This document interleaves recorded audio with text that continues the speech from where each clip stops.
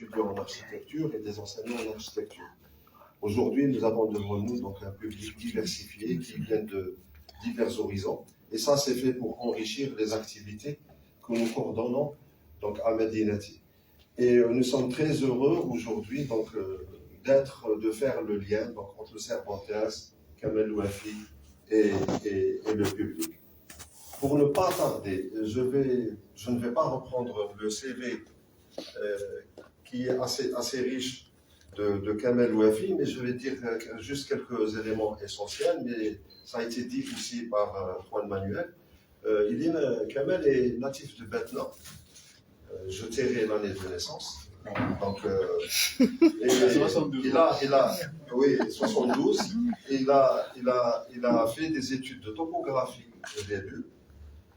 Mais il insiste à chaque fois qu'il parle de sa carrière, il insiste de sa formation de topographe, parce que c'est la topographie qui a fait ce qu'il est devenu aujourd'hui. Parce qu'il dit et il écrit que la topographie a fait que lui a permis le premier contact avec la terre, avec le terrain, avec la géographie, avec la morphologie des sites et avec aussi les couverts, donc couverts végétales et tout type de couverts. Donc c'est grâce à la topographie qu'il s'est intéressé par la suite à l'architecture et au paysage.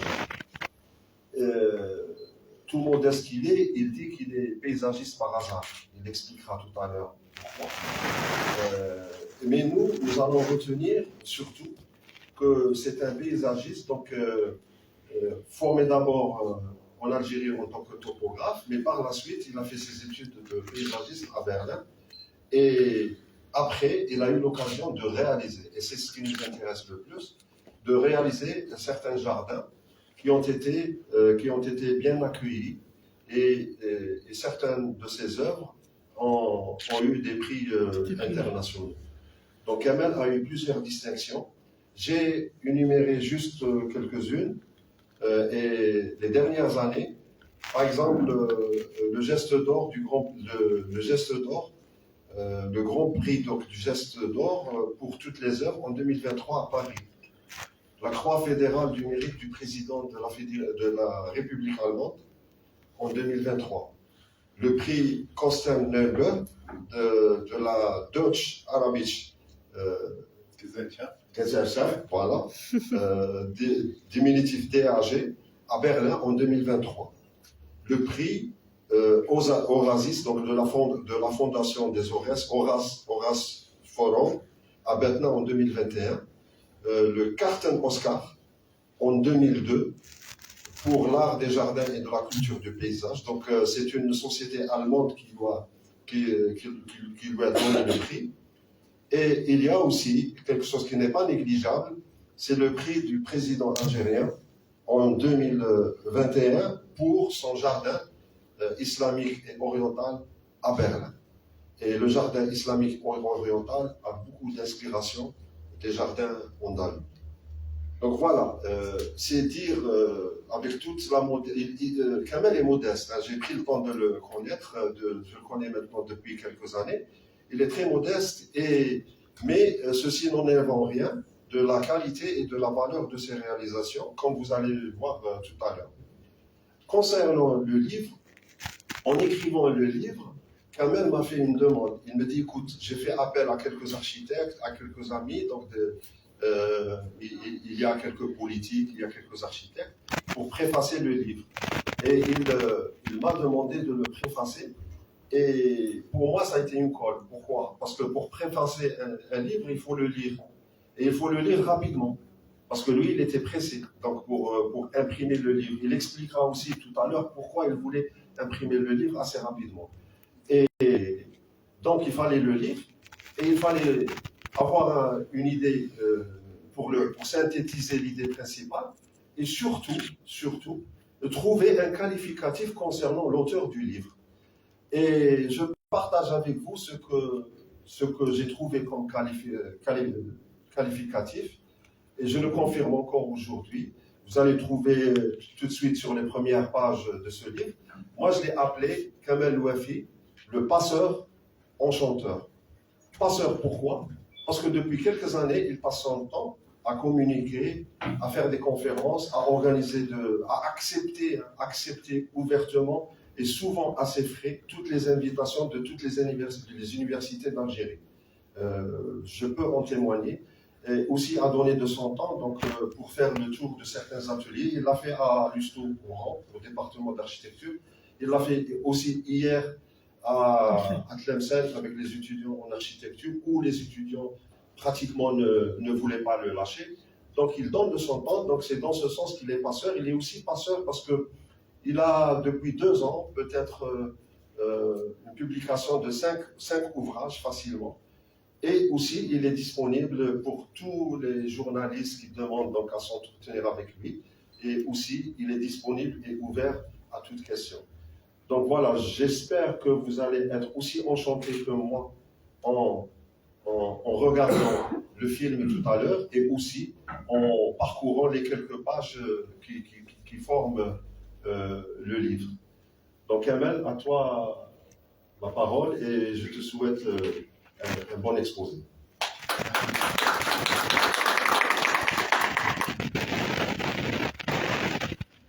Avant de commencer, vous pouvez éteindre cette lumière? Voilà. Je me cache un peu pour que vous ne voyez pas quand je deviens rouge. Je vous dis. Marhaba bikoum, bienvenue. Je suis très heureux d'être ici. Merci à Gilali aussi pour sa coordination pour tout ce qu'on fait à l'Ouest. C'était l'exposition pour raconter un peu ces dernières publications. Je te remercie encore une fois. J'espère que je te revaudrai ça avec une exposition, Inch'Allah, en 2025-26 à Hamad, l'exposition L'Orient rencontre l'Occident quand le monde deviendra peut-être un peu sans guerre. Plus sage. Nous parlerons de ce qui nous rassemble, chrétiens, musulmans, juifs, et aussi gens sans religion. Ça a été vécu à Algérie, je l'espère. Vous voyez cette image que l'on a choisie pour annoncer ma venue ici à l'Institut. Et quand je montre cette image à des amis, ils me disent où est-ce que ça se trouve ça? À Tlemcen, à Fès, en Espagne, en Syrie, quand il est à la guerre, et quand je dis à Berlin, ils ne croient pas ça. Berlin? C'est à Berlin. Ça montre un peu l'inspiration de tous les travaux qu'on a faits. Et j'aime bien montrer cela. Les voyages de mes arabesques, dans les publications qui ont été faites, mais aussi dans la réalité. Je m'excuse, mais ici ça ne marche pas. Je vais faire.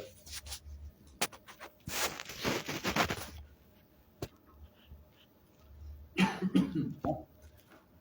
Ce que je vois ici, je ne vois pas là, donc je vois ici, continuer avec vous.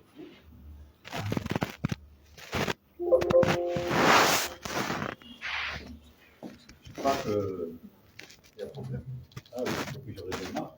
Je ne sais pas. Ouais, notre appareil, est-ce qu'il ne marche pas? Non. Attendez. Je mets comme ça. Je mets la première. Ça ne marche pas? Non. Non.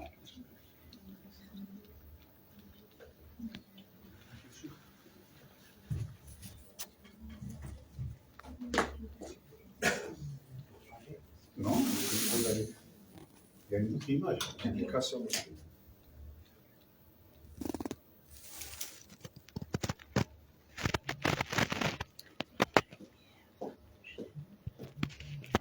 Ah bon, regardez, il n'y a pas de communication avec ce cas ici.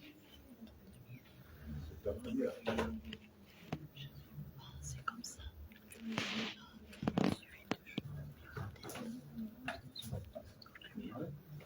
J'ai pivoté.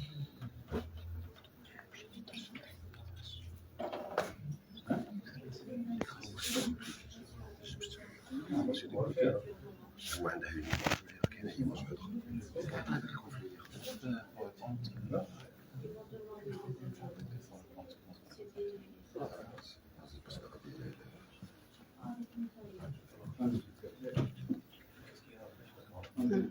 Un petit truc technique. Voilà. Un petit truc technique et ça va redémarrer. Soyez patient, public. Il faut peut-être faire d'abord une présentation. Il faut faire présentation.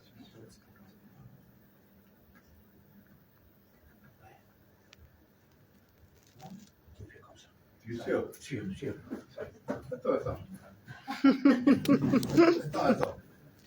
Ça en va tout de suite. Maintenant tu peux.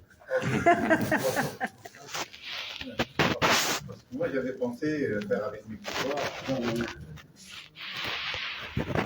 Malheureusement, les gens de 72 ans ne maîtrisent pas la technique. Mais c'est pas grave, je peux vivre avec cela. Et donc je me suis arrêté dans cette image qui essaie un peu de raconter aussi le périple de mes travaux. Mais j'aime bien maintenant raconter aux étudiants, aux gens qui ne sont pas si familiers avec le paysagisme, comment le paysagisme a commencé à exister, etc. Cette image, je l'aime énormément, parce que Louis XIV a demandé à ses marchands qui étaient partis, bien qu'ils partent souvent en Orient, faire des achats, du commerce, et qu'ils reviennent, il leur a demandé de faire des dessins, des esquisses, des écrits de ce qu'ils ont vu.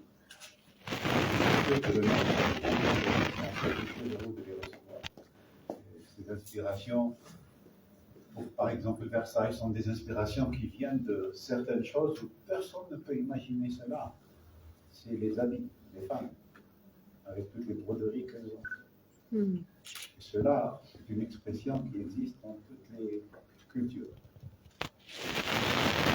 Et quand vous êtes architecte ou paysagiste, vous êtes influencé dans votre travail par des artistes qui sont beaucoup plus aptes que vous à travailler comme artistes.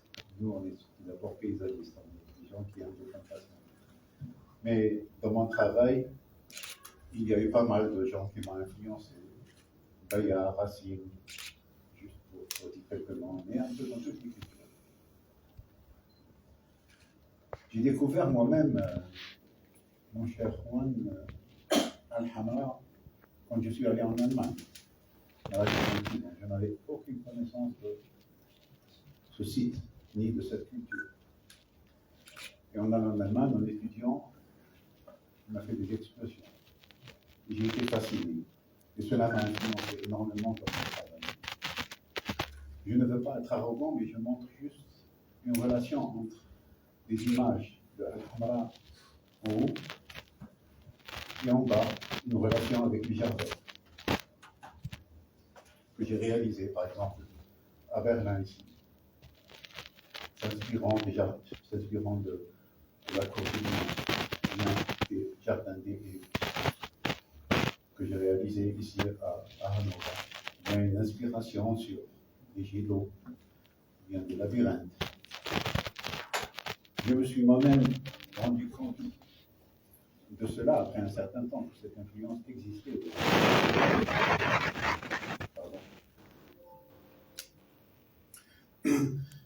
Dans mon travail, j'ai essayé aussi de communiquer mon travail d'une manière, pas simplement comme paysagiste, pas comme architecte, parce que le langage il est très cousu, il est très dur. Et donc j'ai essayé d'avoir aussi des expressions aussi littéraires, pour que les gens qui ne sont pas architectes puissent le comprendre. Parce que la chose la plus importante dans mon travail, c'est d'avoir la population avec vous. Et ça, c'est de très important. À agir avec la Tiramouche, avec les étudiants, sur cette façon d'écrire et de communiquer. J'ai eu la chance de faire beaucoup d'expositions. Disons que j'ai eu la chance d'écrire énormément, 15 livres, durant toute ma carrière. Et cela, c'est des expositions qui m'ont permis de réaliser cela. La communication des livres, bien sûr que c'était quelque chose de très important, mais les films aussi, l'audiovisuel est devenu quelque chose de très important. Nous avons montré il y a 2 ans, le vol du jardinier nomade. Mais j'ai pu réaliser d'autres films, mais ce n'est pas moi qui les réalise, c'est le régisseur, moi je suis juste un collaborateur. Et j'ai trouvé que la communication aussi par l'audiovisuel était très importante. J'aime énormément en bas à droite cette plante qui a l'air De danser. d'une danseuse de ballet, une Ouais. arabesque. C'est vrai. Et ces arabesques m'ont influencé dans mon travail, et ces danseuses aussi m'ont influencé dans mon travail des arabesques. On va les voir après dans le film qu'on va montrer. Les expositions que j'ai effectuées sont devenues un moyen de transmission du savoir, mais aussi de transmission de la valeur du paysagisme des jardins pour tout le monde. Bien sûr que des images comme ça nous ont tous influencés, mais je vous assure que personne ne sait comment sont les jardins de Babylone qui sont suspendus. Ceci est un dessin, et il y a peut-être une centaine de dessins sur ces jardins. Mais cela m'a énormément influencé. Et on peut voir ici, dans mon exposition, les jardins de Babylone que j'ai dessinés. Ces jardins de Babylone ont influencé mon travail et aussi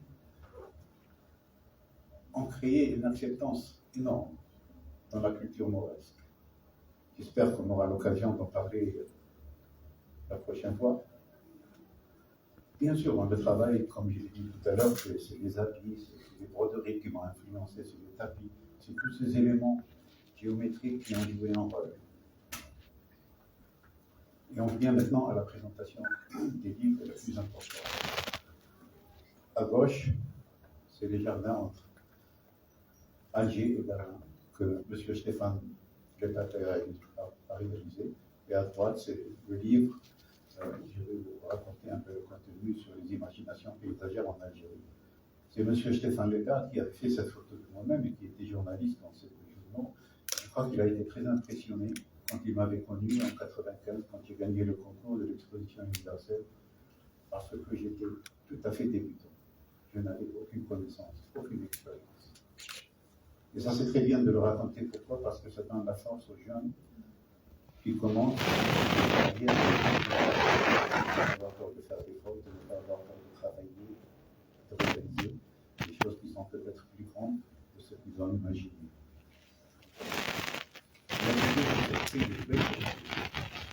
Vous voyez ici dans cette couverture ce dessin qui se trouve ici.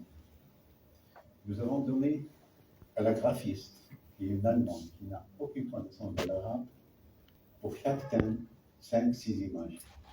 Et elle devait décider, elle seule, quelle image, quel dessin, quelle photo prendre. Et elle a pris cette photo pour cette couverture. Et depuis il y a 2 mois, elle a presque vendu un secret. Et le secret, c'était ce titre. Jinan Hizia, le jardin de Hizia. C'est ma mère Hizia qui est décédée quand on était en train de construire ce jardin. Et je suis rentré. J'avais fait la calligraphie dans le bureau, j'ai dessiné la calligraphie, la Gutenberg, etc. Et avec des traductions en bas en allemand, comme ça, les employés pouvaient contrôler quand on plaçait cela. Et j'avais imaginé le jardin de Hizia. Je me suis dit, un jour, je mettrai ça dans un jardin, si ma mère ne sera plus là. Et elle était décédée, malheureusement. Quand on était en train de construire ce jardin, je rentre en Algérie pour l'enterrement, et quand je reviens 2 semaines après, j'ai trouvé que les employés ont donné ce dessin aux ouvriers qui l'ont mis, qui l'ont collé. Et il y a 2 mois, quand M. Stéphane Leppater a fait sortir ce livre en Allemagne, il y a la secrétaire de la sénatrice de Berlin qui m'appelle, qui est le maître d'ouvrage, qui m'appelle et me dit, M. Bafi, le jardin, ça s'appelle le jardin des 4 fleurs. J'ai dit oui. Elle m'a dit pourquoi c'est écrit le jardin des Hizia. Je lui ai raconté cette histoire. Elle a été très compréhensive. Elle a accepté cela. Stéphane Leppater a commencé à écrire aussi dans ce livre Jardin entre Alger et Berlin, mais je n'ai construit aucun jardin à Berlin. Et donc il s'est inspiré de mes dessins, ce qui n'est pas souvent le cas chez certains journalistes. Il parle dans ce livre, je fais la publicité maintenant pour ce livre, pour l'acheter. Il parle dans ce livre de mon travail de cartographe qui m'a fait, si vous le connaissez, qui m'ont donné connaissance un peu sur la situation de la topographie, la relation entre la plante et la topographie. Et il parle dans ce livre aussi, si vous voulez, des anecdotes de la famille. Nous, architectes et paysagistes, avons l'habitude de ne pas parler de ces choses privées. On n'aime pas parler des choses privées. Mais lui, il a ouvert cela au public et je n'avais rien contre et j'ai trouvé ça très intéressant, ma famille aussi. La découverte de paysages. Malheureusement, ma femme ici, elle n'a pas pu venir avec moi cette fois. Elle est une amie des hérissons. Elle a caressé un hérisson sur le fuseau.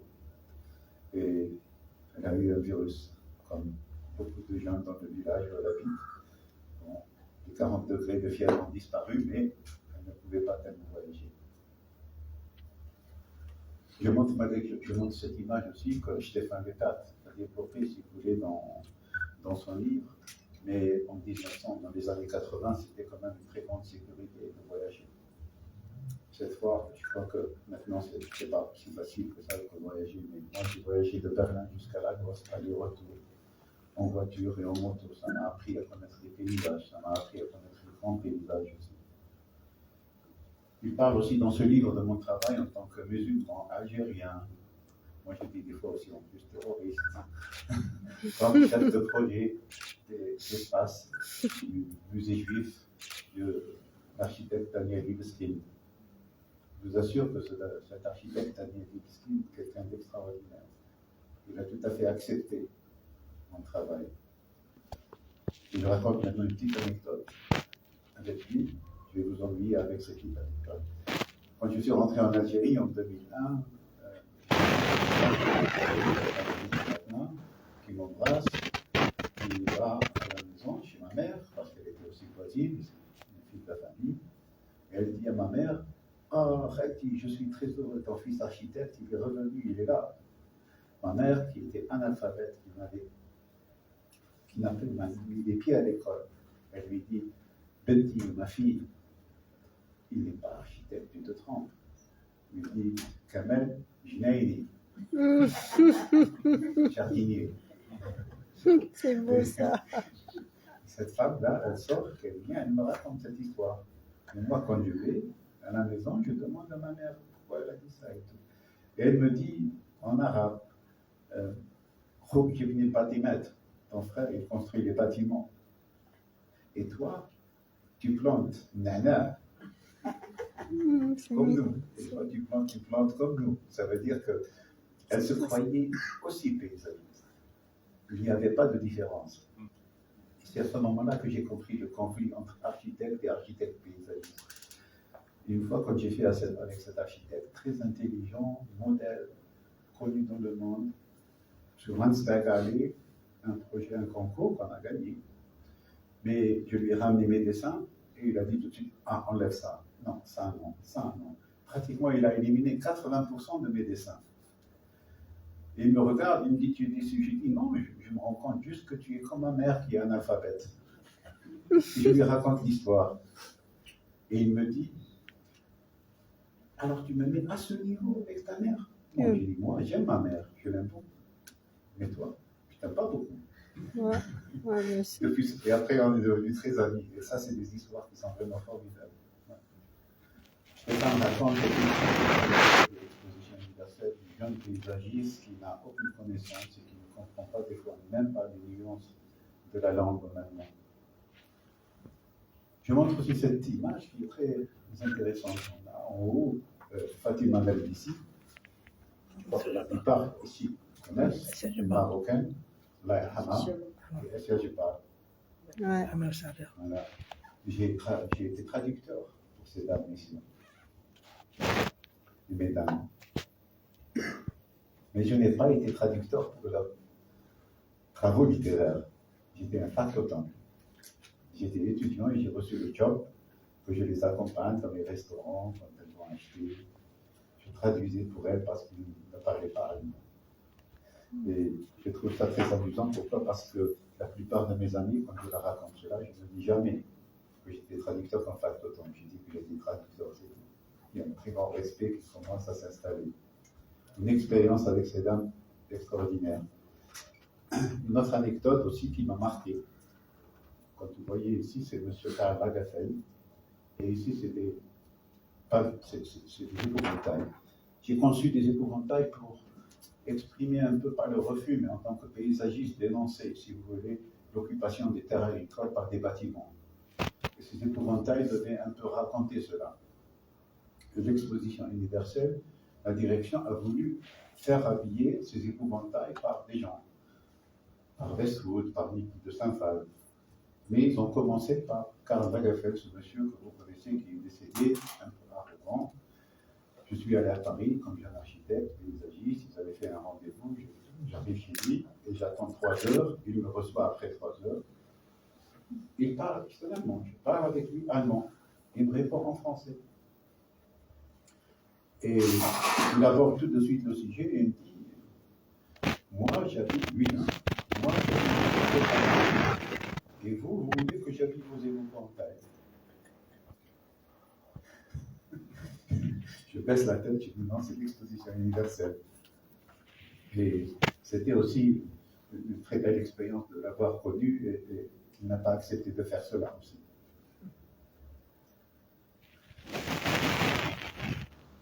Tout à l'heure, Gilali a parlé de cela, c'est le jardin de Berlin. Un jardin, si vous voulez, qui a trouvé de l'inspiration quand j'ai réalisé ce projet vraiment à Alhambra. Avant de faire le concours, je me suis bien promené à Cordoba et à Alhambra et j'ai cherché énormément quels sont les éléments qui puissent être réalisés dans ce jardin. Parce que M. Gottfriedsen, c'était le directeur des Jardins du Monde, et M. Spandau, le directeur de la société Alliance, après les attentats des Tours du 11 septembre, ils ont créé ce qu'on appelle le jardin de religion, pour rassembler les gens. Et quand ils ont appelé à faire ce concours, je me suis dit, il faut que j'ai une coloration, si vous voulez, pas simplement d'une région. Il faut qu'il y ait une coloration un peu partout du monde. Et les visites que j'avais faites à Algérie m'ont paru plus belles.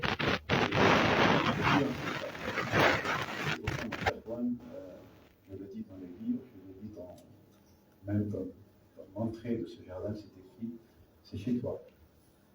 C'est né, si tu veux, cette richesse. Peut-être que je pense pour nous aussi avec des artistes. Dans mon travail, si vous voulez, de réalisation de jardin, mais aussi d'exposition, d'expression, si vous voulez, dans mon travail. Stéphane raconte aussi ses expériences, ses jardins réalisés aussi un peu partout dans le monde, de la mosquée ici à Abu Dhabi. Je fais de la publicité pour que vous ayez envie d'acheter ces livres, ainsi que des travaux sur la Bédalgie, l'extension sur la Bédalgie, ou bien à Doha, à droite, où le chef permet, si vous voulez, à ses concitoyens d'avoir une partie de son terrain pour pouvoir aller sur la mer, ce qui n'est pas donné toujours dans des pays démocratiques. Et il parle de toute cette histoire, des expositions qui a été faite, de ce voyage des arabesques. Nous avons exposé au sein de la SILA ce projet qui fait partie, si vous voulez, de mon travail, Faïza, mais une activité comme ça.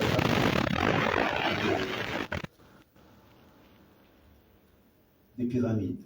Ces pyramides-là, on a eu cette idée de la réaliser, c'est que quand M.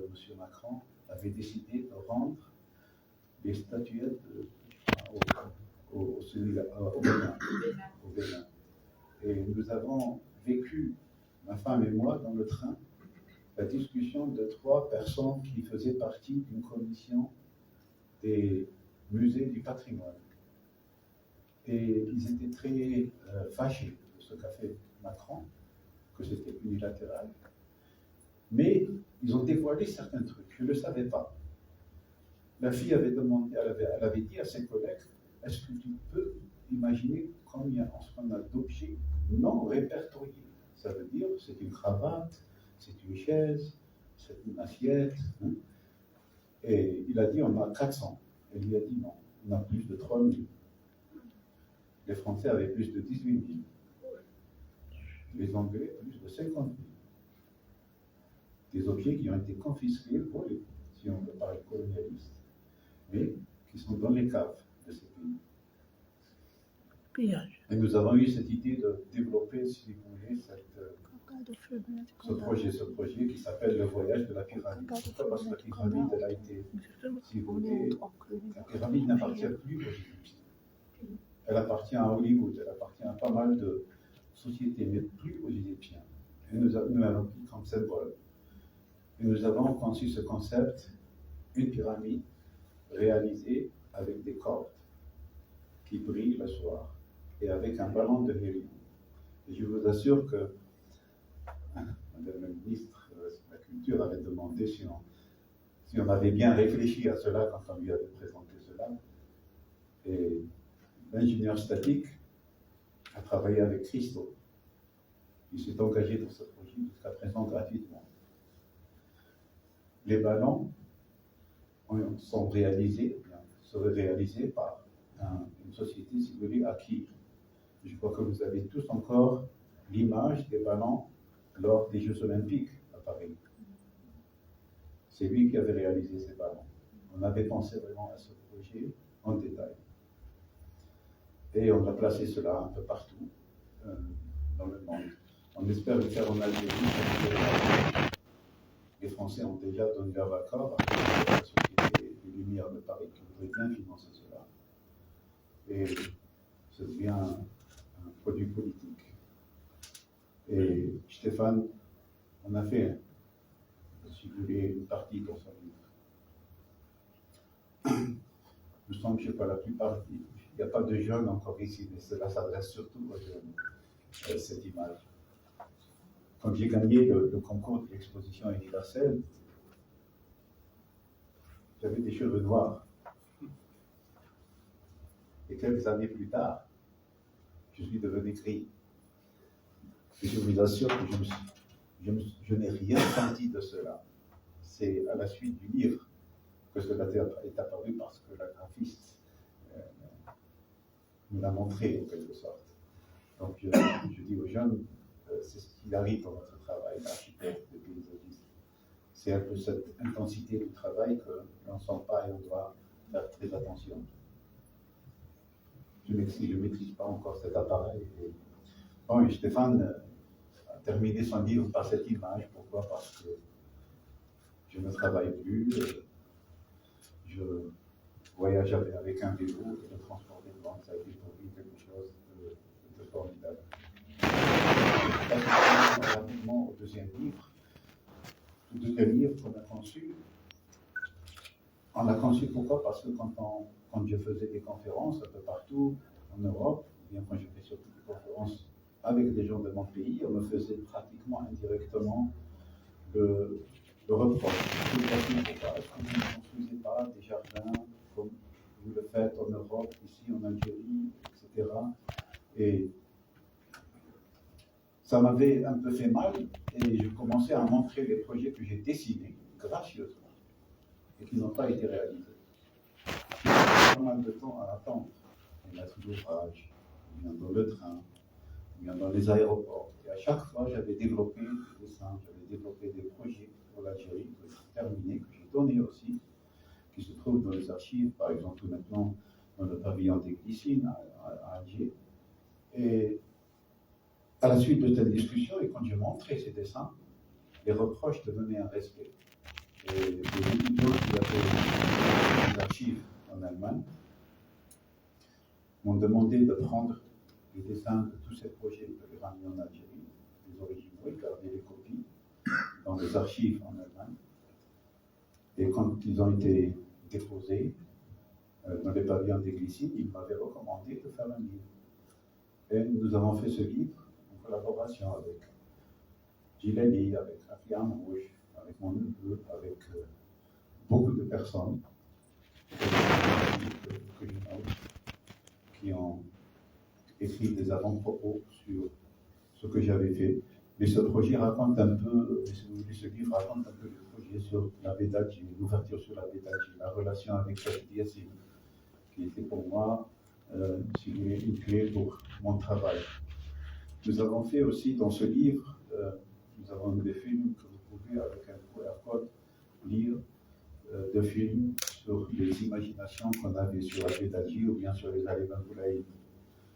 Nous avons dans ce livre, si vous voulez, aussi un graphisme d'arabe. C'était très intéressant parce que Simon Deleu, qui est aussi architecte, a développé un graphisme qui était aussi une expression politique, comment on le plaçait, comment il était. Et nous avons développé des expressions d'espace public, comme ici à Tafora, ou bien ici, si vous voulez, dans le moteur, Monsieur Serravi, dans la relégative de la Souma. Nous avons eu 2 personnes politiques, ça veut dire l'ambassadeur d'Allemagne ici en Algérie, qui avaient placé leur avant-propos d'une manière sans pouvoir privilégier un. Et c'est là qu'on a appris comment les politiciens agissent. Et nous avons pu les mettre les 2 dans une double page et personne d'eux n'était un peu fâché. Dans ce livre, nous avons travaillé beaucoup sur la pédagogie, nous avons travaillé sur le développement urbain de la pédagogie et nous avons tracé quelques lignes sur des compositions, si vous voulez, des espaces, mais toujours avec des exemples de projets réalisés pour permettre, si vous voulez, aux étudiants, pour permettre aux architectes de comprendre cela d'une manière très claire, ou bien des imaginations sur les allées d'Aboulaïd, là où j'ai grandi, leur recomposition avec le film. Et M.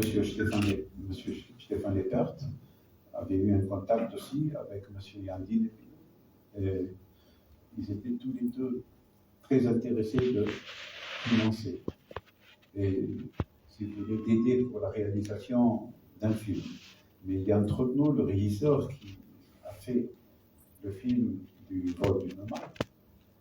Et le vol du jardinier nomade avait demandé, comme régisseur libre, un financement.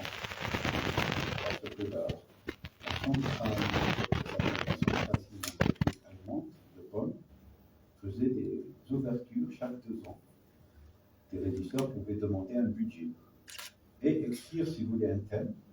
Et ce thème-là, si vous voulez, est examiné par une dizaine de membres de jury. Et c'est des dessins qu'on lui avait fait.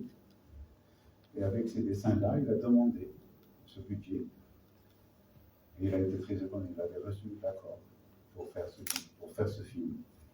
Et Stéphane Lepert n'avait plus besoin de courir derrière les sponsors, il vient de dire. Et ce film a été réalisé. Il a repris plusieurs éléments qui racontent un peu l'expression de mes arabesques, leur relation avec la danse, leur relation, si vous voulez, avec l'harmonie. Et il a conçu cela dans une manière expressive. Et quand j'ai lu ce film, je me suis dit, quand je raconte quelque chose sur ces 2 livres, je vais prendre ce film avec moi et le montrer. Vous le montrer. Et ce film, vous n'avez pas le droit de le filmer. Pourquoi? Parce qu'il n'est pas encore libéré. Ça veut dire que M. Jan Biedermann, le régisseur, ne l'a pas encore libéré. Il va le présenter, si vous voulez, dans plusieurs concours. Donc je vous demanderai de ne pas filmer, s'il vous plaît. Oui, je vous demanderai de ne pas filmer. Pourquoi? Parce que c'est